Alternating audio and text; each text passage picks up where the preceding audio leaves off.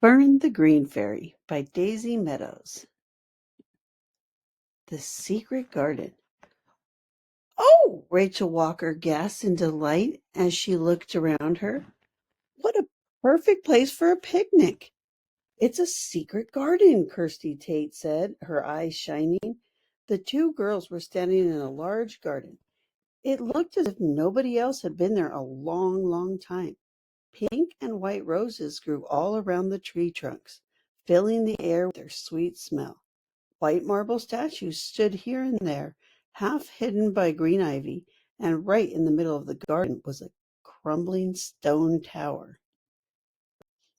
There was a castle here once called Moonspinner Castle, Mr. Walker said, walking up behind them. He was reading from his guidebook. But now all that's left is the tower. Rachel and Kirsty stared up at the ruined tower. The yellow stones glowed warmly in the sunshine. They were spotted with soft green moss. Near the top of the tower was a small square window. It's just like Rapunzel's tower, Kirsty said. I wonder if we can get up to the top somehow. Let's go see, Rachel said eagerly. I want to explore the whole garden. Can we, Mom? Go ahead, Mrs. Walker smiled. Your dad and I will get the food ready. She opened the picnic basket. But don't be too long, girls. Rachel and Kirsty rushed over to the door on the side of the tower. Kirsty tugged at the heavy iron handle, but the door was locked. Rachel was disappointed. Oh, that's too bad, she said. Kirsty sighed. Yes, I was hoping Fern the Green Fairy might be here. Rachel and Kirsty had a secret. During their vacation on Rainspell Island, they were helping to find 7 rainbow fairies. The fairies had been sent out of Fairyland by evil Jack Frost, and Fairyland had lost all of its color without them. Fairyland would only be bright and beautiful when all 7 fairies returned home again. Fern, Rachel called in a low voice, are you here? Here, here, here.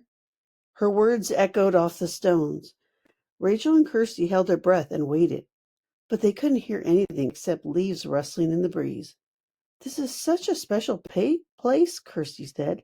It feels like there's magic close by. Then she gasped and pointed. Rachel, look at the ivy! Rachel stared. Glossy green leaves grew thickly on the wall, but in one place the stones were bare, in the shape of a perfect circle. Rachel's heart began to beat faster. It looks just like a fairy ring, she said. She had heard that when plants grew in a circle, it was the work of fairy magic. Rachel ran around the tower to take a closer look and almost tripped over one of her shoelaces. Careful, Kirsty said, grabbing Rachel's arm. Rachel sat down on a mossy stone to retie her shoe. There's green everywhere, she said, looking around at the thick grass and the the leafy trees. Fern must be here. We'd better find her quickly then, Kirsty said with a shiver, or else Jack Frost's goblins will find her first. Jack Frost had sent his goblin servants to Rainspell Island. He wanted them to stop the fairies from getting home to Fairyland. The goblins were so mean that they made everything around them turn cold and icy. Where should we start looking? Rachel asked, standing up again. Kirsty looked at her friend and laughed. You've got green stuff all over you, she said. Rachel twisted around to look. The back of her jean skirt was green and dusty. It must be the moss, she grumbled, brushing it off. Dust flew up into the air. It sparkled and glittered in the morning sun. As it fell to the ground, tiny green leaves appeared, and the smell of freshly cut grass filled the air. Rachel and Kirsty turned to one another. It's fairy dust, they cried together. Where is Fern? Fern is here, said Kirsty. Thank goodness I sat down on that fairy dust, Rachel said. The girls walked all around the tower, looking under bushes, inside sweet-smelling flowers. As they walked, they softly called Fern's name, but the green fairy was nowhere to be found. You don't think the goblins have already caught her, do you? Rachel asked. She was worried. I hope not, replied Christy. I'm sure Fern was here, but now it seems like she's somewhere else. Yes, but where? Rachel looked around the garden helplessly. Maybe there's magic around to help us, Kirsty said. She looked down at the tiny leaves. Some of them fluttered across the garden. I know. Let's follow the fairy dust. The bright green leaves floated over to a narrow path. The path led into a beautiful orchard. Rachel could see apples, pears, and plums growing on the trees. It's a magic trail, Kirsty breathed. Quick, let's keep following the fairy dust, Rachel said. Rachel and Kirsty set off down the path, which twisted and turned through the fruit trees. Suddenly, the path led them into a large clearing. Kirsty's eyes opened wide when she saw what was in front of them. It's a maze, she cried. Thick green hedges loomed above them, their leaves rustling in the breeze. Rachel nudged Kirsty. Look, she pointed. The fairy trail leads right into the maze. We'll have to take that path, Kirsty said bravely. The two girls followed the floating fairy leaves through the narrow maze entrance. Kirsty felt a little bit scared as the fairy dust led them one way, then another. What if the trail ran out and they got lost in the maze? Maybe there will be another clue in the middle of the maze, Rachel said hopefully. Or maybe Fern will be there, Kirsty added. They turned one more corner. Suddenly the hedges parted to reveal the middle of the maze. An oak tree stood in the very center. The fairy dust led them to the bottom of the tree, then stopped. Fern must be here, Rachel said excitedly. Kirsty frowned. Yes, but where? She asked, looking around. Tap, tap, tap. The two girls jumped. What was that? Rachel gasped. There it was again. Tap, tap, tap. Kirsty's eyes opened wide. It's coming from over there, she pointed to the oak tree. I hope it isn't a trap set by the goblins, Rachel whispered. Tap, tap, tap. The noise was louder now. Slowly, Rachel and Kirsty walked around the tree. At first, they didn't see anything unusual. Then Rachel pointed to the tree trunk. What's a window doing in a tree? She asked. There was a small hollow knot halfway up the trunk, and it was covered by a glass window. Kirsty put out her hand and touched the window. It was very cold and wet. It's not glass, she whispered. It's ice. Both girls looked more closely. Suddenly, something moved behind the icy window. Kirsty could barely see a tiny girl dressed in glittering green. Rachel, we found her, she said happily. It's Fern the Green Fairy. Lost in the maze, Fern waved to the girls through the sheet of ice. Her mouth opened and closed, but Rachel and Kirsty couldn't hear a word she was saying. The ice was too thick. Rachel looked worried. Fern must be freezing in there, she said. We've got to get her out. We could smash the ice with a stick, said Kirsty. Then she frowned. But Fern might get hurt. Rachel thought hard. We could melt the ice, she said. How? Kirsty asked. Like this, Rachel replied. She reached up and pressed her hand firmly against the window of ice. Kirsty did the same. The ice felt freezing cold, but they kept pressing against it with their warm hands. Soon a few drops of water began to trickle down the window. It's melting, Rachel said. I think we can make a hole in it now. She gently poked the middle of the window with her finger, and the ice began to crack. Don't worry, Fern, said Kirsty. You'll be out of there very soon. There was a sudden crack as the ice split open. A flash of sparkling fairy dust shot out, leaving behind the smell of cut grass. And then Fern the Green Fairy pushed her way out of the tree trunk, her wings fluttering limply. She wore a bright green top and stretchy pants with pretty leaf shapes around her waist and neck. She had small acorn-colored boots on her tiny feet, earrings, and a pendant that looked like a little green leaf. Her long brown hair was tied in pigtails, and her thin emerald wand was tipped with gold. Oh, I'm so cold, the fairy gasped, shivering all over. She floated down to rest on Kirsty's shoulder. "Let me warm you up a bit," said Rachel. She scooped up the fairy and held her in her cupped hands. Then she blew gently on her. The warmth of Rachel's breath seemed to do the trick. Fern stopped shivering and her wings straightened out. "Thank you," she said. "I feel much better now." "I'm Rachel, and this is Kirsty," Rachel explained. "We're here to take you to the pot at the end of the rainbow. Ruby, Amber, and Sunny are waiting for you," Kirsty added. Fern's green eyes lit up. "They're safe?" she exclaimed. "That's wonderful."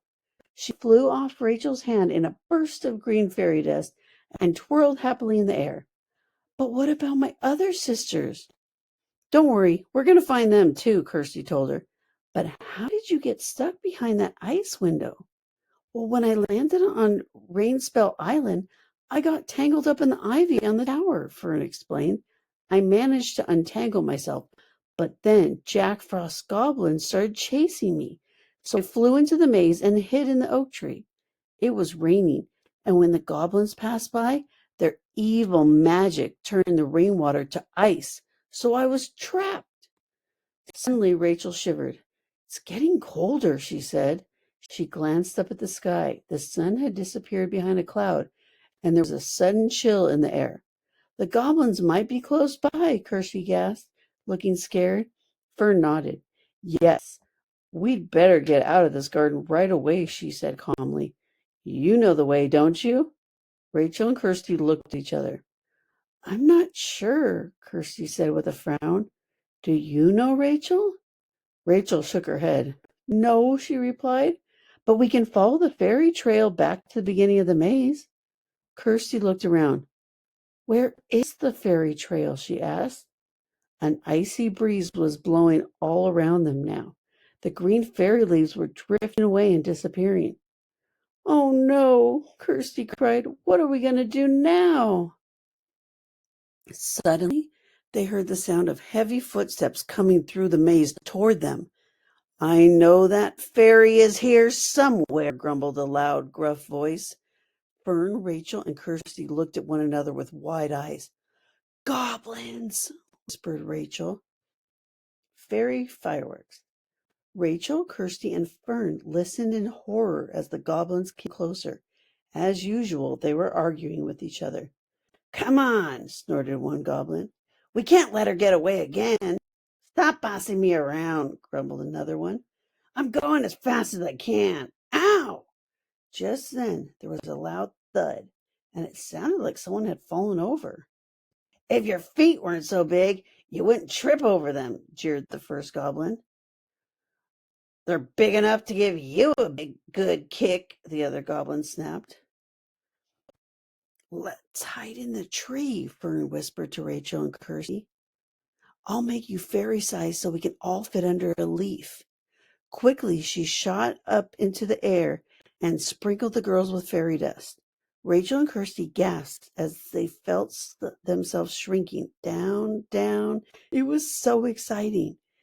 Once they were small enough, Fern took the girls' hands. "Let's go," she said, and the three of them fluttered up into the air and landed on a branch. Fat brown acorns grew on the tree as big as beach balls. Even the thinnest twigs looked like tree trunks to the tiny girls. Fern lifted up the edge of the leaf, which was as big as a tablecloth, and all three of them crept underneath. A moment later, the goblins rushed into the clearing. "Where can that fairy be?" one of them grumbled. "I know she came this way." They began to search around the bottom of the tree. "How are we going to get back to the pot?" Rachel whispered to Fern. "Kirsty and I aren't very good at flying. The goblins will catch us if we try." Fern laughed. "Don't worry. I think I know someone who can help us." She pointed behind them. Rachel and Kirsty turned to look. A gray furry face was peeking shyly around the tree trunk. It was a squirrel. "Hello," Fern called softly. The squirrel jumped and hid behind the trunk. Then he peeked out again, his dark eyes curious. Maybe he'd like an acorn, Kirsty suggested. There was a big shiny nut growing right next to her. She wrapped her arms around it, but she couldn't pull it off the twig. It was too big. Rachel and Fern came to help. All three of them tugged at the acorn until it came off the branch with a crack. Fern held the acorn to the squirrel. Mmm, a yummy nut, she said. The squirrel ran lightly along the branch, his long furry tail waving. He took the acorn and held it in his front paws. "What's your name?" asked Fern kindly. "I'm Fluffy," squeaked the squirrel between nibbles. "I'm Fern," said the fairy, "and these are my friends Rachel and Kirsty. We need to get away from the goblins. Will you help us?" Fluffy shivered. "I don't like goblins," he squeaked. "We won't let them hurt you," Fern promised, stroking his hand. "Can you give us a ride on your back? You can jump from hedge to hedge much better than we can. We have to get out of this maze." "Yes, I'll help you," Fluffy agreed, finishing the last piece of his acorn. Rachel, Kirsty, and Fern climbed onto the squirrel's back. Kirsty thought it felt like sinking into a big, soft blanket. "This is great," said Fern, snuggling down into the squirrel's fur. "Let's go, Fluffy." The squirrel turned and ran along the branch. Rachel, Kirsty, and Fern clung tightly to Fluffy's thick fur as he jumped out of the tree, right over the goblin's head. He landed on the closest hedge. The goblins were so busy arguing they didn't even notice. Fern leaned forward to whisper in the squirrel's ear, "Well done, Fluffy. Now the next one." Rachel gulped when she saw how far away the next hedge was. "Maybe Fluffy needs some fairy magic to help him," she said. "No, he doesn't," Fern replied, her green eyes twinkling. "He'll be fine." Fluffy leapt into midair. He sailed across the gap and landed safely on top of the next hedge. Rachel and Kirsty grinned at each other. This was so exciting. It was a bit bumpy, but Fluffy's fur was like a soft cushion. The squirrel was moving so fast. It wasn't long before they had left the goblins far behind. "We made it," Fern said at last, as Fluffy reached the edge of the maze. "Now, which way do we go, girls?" Rachel and Kirsty looked at each other in dismay. "This isn't how we came in," Rachel said. "I don't know the way back to the pot from here. Do you, Kirsty?" Kirsty shook her head. Fern looked worried. "But I have to get back to the pot," she said. "That's where my sisters are." Oh, Kirsty had an idea. "Rachel, what about looking in our magic bags for help?" "Good idea," Rachel agreed. Titania, the Fairy Queen, had given Rachel and Kirsty two special magic bags for whenever they needed help rescuing the fairies. The girls took the bags with them everywhere, just in case. Kirsty opened her backpack and looked inside. One of the magic bags was glowing with a silvery light. "I wonder what's inside," she said, reaching in. She pulled out a thin green stick covered with sparkling gold stars. "It looks like a sparkler," Rachel said. "That's not much use, is it?" "It's a fairy sparkler," said Fern excitedly. "I can use it to write a message in the sky, and my sisters will see it from the pot. Then they'll know we need help." "But what about the goblins?" Rachel said. "Won't they see it too and know where we are?" Fern looked serious. "We've got to take the risk," she said. Fern held the sparkler in one hand, her wings fluttering. She lit the top with her wand and it quickly flew up into the sky. Rachel and Kirsty held their breath. Fern and the sparkler shot upward, trailing bright green sparkles behind them. Fern flew higher and higher into the sky and used the sparkler to write a message in a shower of emerald stars. The stars spelled out the words, "Help, we're lost." They twinkled brightly in the darkening sky before fading away. "We won't have to wait long," Fern said, landing beside Rachel and Kirsty on the ground. "Help will come very soon." Rachel and Kirsty wondered what would happen.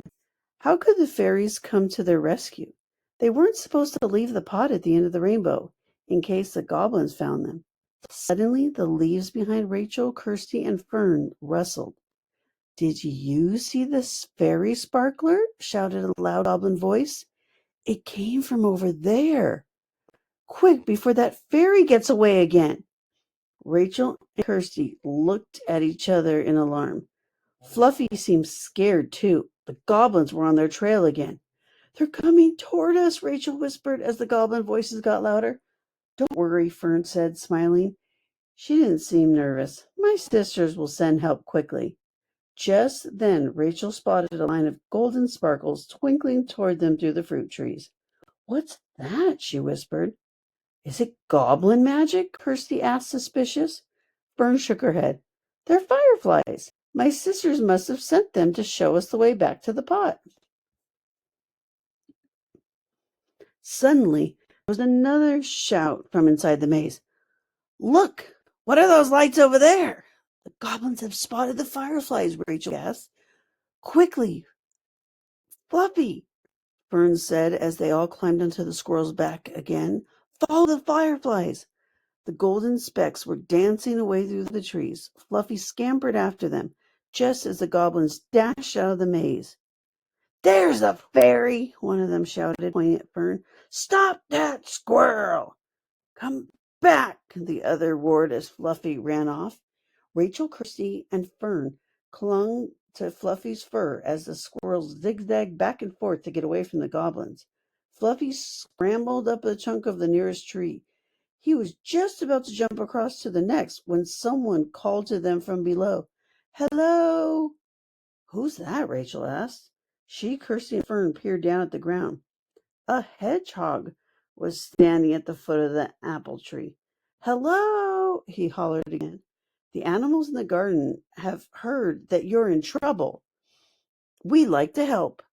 "Oh, thank you," Fern called. Then she gasped as the two goblins appeared among the trees. "Where'd that squirrel go?" one of them yelled. Quickly, Fluffy leapt across to the next apple tree. The goblins roared with anger and dashed forward. At that moment, the hedgehog curled himself into a ball and rolled right into their path. Rachel thought he looked like a big, prickly soccer ball. "Ow!" the goblins howled. "My toes!" Rachel and Kirsty couldn't help laughing as the goblins jumped around holding their feet. "Hooray for Hedgehog!" the girls shouted. As Fluffy jumped from one fruit tree to the next, the firefly lights behind them began to go out. "Hey, who turned out the lights?" wailed one of the goblins, still rubbing his foot. "Which way are we supposed to go?" "How should I know?" snapped the other goblin. Their voices were getting farther and fainter, and now, as Fluffy hurried on. "Thank you, fireflies," called Fern, waving at the last few specks of light. "We need to find our way to the orchard wall from here. We can't be far from the pot now." "If we were human-sized, I could probably figure out which way to go," Kirsty said, "but everything looks so big and unfamiliar. But if we go back to our normal sizes, the goblins will surely spot us," said Rachel. "I can help you," a small voice whispered. A fawn was standing at the bottom of a tree. Her golden brown coat was short and silky, and she stared up at them with big brown eyes. "You mean you can show us the way?" Kirsty said. "Yes, I can," the deer nodded, twitching her little tail. "I can show you a shortcut." She trotted off through the trees on her long legs. Fluffy followed her, leaping from branch to branch above the little deer's head. Rachel was so excited she could hardly breathe. She was riding on a squirrel's back, being shown the way to the pot at the end of the rainbow by a fawn. A few moments later, they reached the brick wall that ran around the outside of the orchard. Fluffy leaped up to the top of the wall, and Rachel and Kirsty looked eagerly ahead of them. On the other side of the wall was a meadow, and beyond that was a patch of woods. "Look!" Rachel shouted. "That's where the pot is." Flying high. "Thank you," Kirsty and Rachel called to the baby deer. She blinked her long eyelashes at them and trotted away. A blackbird with shiny dark feathers was sitting on the wall nearby. He hopped over to them. I'm here to take you to the pot at the end of the rainbow, he chirped. All aboard! Fluffy looked sad as Fern, Rachel, and Kirsty slid off his back and climbed onto the blackbird. It was a tight squeeze, and the bird's feathers felt smooth and silky after Fluffy's thick fur. Goodbye, Fluffy, called Rachel, and she blew him a kiss. And thank you. She felt sad to leave their new friend behind. Then the blackbird soared into the air. Look for the big weeping willow tree, Rachel told the blackbird as he swooped over the meadow. I can't wait to see my sisters again, said Fern, sounding very excited. The blackbird flew over the woods and landed in the clearing near the willow tree. Rachel, Kirsty, and Fern jumped down into the grass, calling goodbye to the blackbird. Who's there? Croaked a stern voice. A plump green frog hopped out from under the hanging branches of the tree. Bertram, it's me, Fern called. Quickly the fairy waved her wand, and Rachel and Kirsty shot up to their normal size again. Miss Fern, Bertram said joyfully, you're back. We followed the fireflies, Fern said, giving the frog a hug. Thank you for sending them. We saw the sparkler in the sky, Bertram explained, so we knew you were in trouble. But you'll be safe here, he went on. The pot is hidden under the tree. The goblins have no idea that it's here. Rachel and Kirsty hurried over and pulled aside the long branches. The pot at the end of the rainbow lay there on its side. Suddenly, a fountain of red, orange, and yellow fairy dust whooshed out of the pot. Ruby, Amber, and Sunny flew out, looking very excited. A big queen bee buzzed out behind them. Fern, Ruby called, you're safe. It's so good to see you. Rachel and Kirsty beamed as they watched the fairies hug one another. The air around them fizzed and popped with red flowers, orange bubbles, yellow butterflies, and green leaves. We really missed you, said Sunny. The bee nudged her with a tiny feeler. Oh, sorry, Queenie, said Sunny. This is my sister, Fern. Queenie buzzed. Hello. But how did you get back so quickly? Asked Amber. We sent the fireflies only a little while ago. Our forest friends helped us, Fern said. She waved as the blackbird flew off, especially Fluffy the squirrel, she sighed. It was sad to leave him behind. Ruby laughed. Who's that, then? She asked, pointing at a tree on the other side of the clearing. Rachel and Kirsty looked too. Fluffy was peeking at them from behind the tree trunk, looking very shy. Fluffy! Fern flew over and hugged him. What are you doing here? I was worried about you, Fluffy explained shyly. I wanted to make sure you got back to the pot safely. Would you like to stay with us too? Asked Amber. You could live in the willow tree, couldn't you? Yes, please, squeaked Fluffy. I'm very lonely. I live in that oak tree inside the maze all by myself. Ruby turned to Rachel and Kirsty. Thank you again, she said. I don't know what we'd do without you. Fern fluttered lightly onto Rachel's shoulder. One of her wings brushed softly against Rachel's cheek like a butterfly. We'll see you again soon, won't we? Yes, of course, Rachel promised. Only 3 more rainbow fairies left to find, Kirsty added. She took Rachel's hand and they waved to the fairies, then ran out of the clearing. We better get back to your mom and dad, Rachel. They'll be wondering where we are. Good idea, Rachel laughed. If we don't hurry back, my dad will eat the whole picnic by himself.